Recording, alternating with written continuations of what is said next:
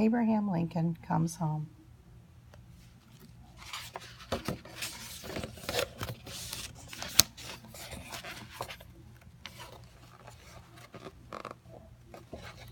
We mourn our chief has fallen.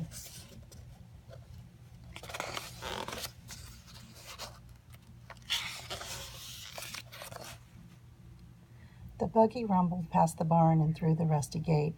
A single lantern dangled from the near side of the horse's harness. The lanterns cast shadows that rose and fell with each bounce.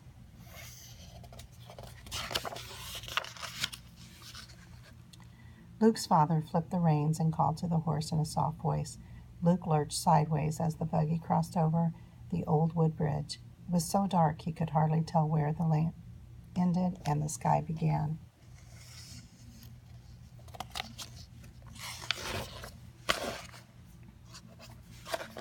The road stretched out.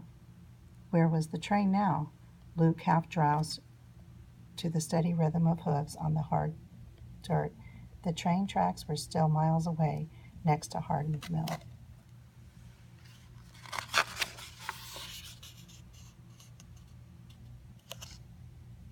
Luke loved trains. Trains took you places. One day, his father said, they would take a train to Washington to see the president's house.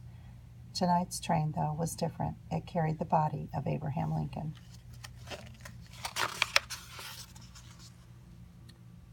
The boy thought of the dead president with his sad face. Some folks said it was the saddest face they had ever seen, but Luke knew if he could have talked to Abe Lincoln, he would have liked him.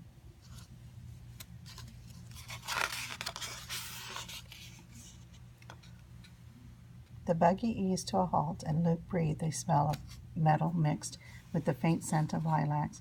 He climbed down and stood with his father close to the iron rails.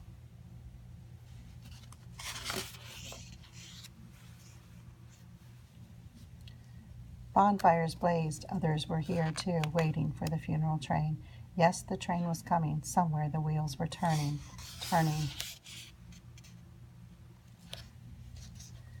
How far it had come, day after day, night into morning, past cities and towns with trolling bells, past speeches and silence, past black drapes, heaped roses, archways of green leaves, and the sound of muffled drums.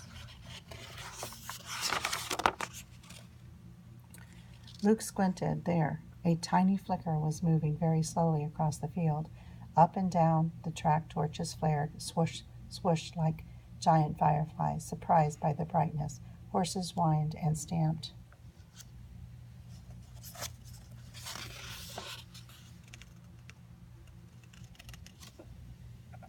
The train rattled into view. A clapper clanged. The engine grew immense. Luke could see Abe Lincoln's picture above the cowcatcher. He felt the ground shiver under his feet.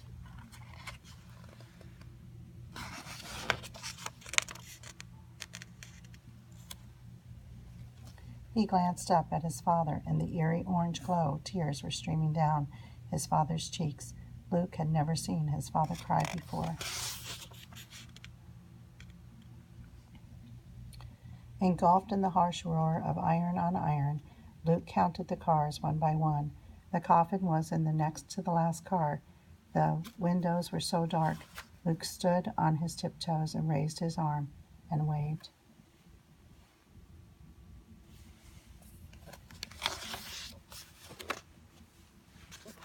The noise faded. The prairie swallowed the clack, clack, click all the way to nothing. An owl hooted, and suddenly a lone voice shattered the stillness. You're coming home, Abraham Lincoln, home at last.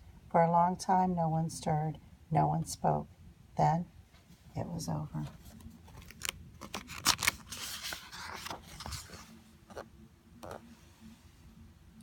A thin line of light rested on the distant horizon. Luke hoisted himself into one buggy's sideboard and tumbled in. In the cool air, he snuggled against his father's warm shoulder.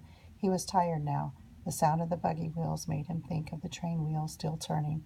It was the last thing he remembered before he fell asleep.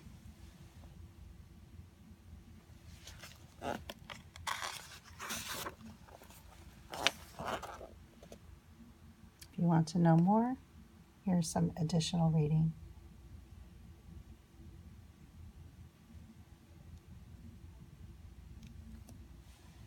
And some interesting facts about the Lincoln funeral train.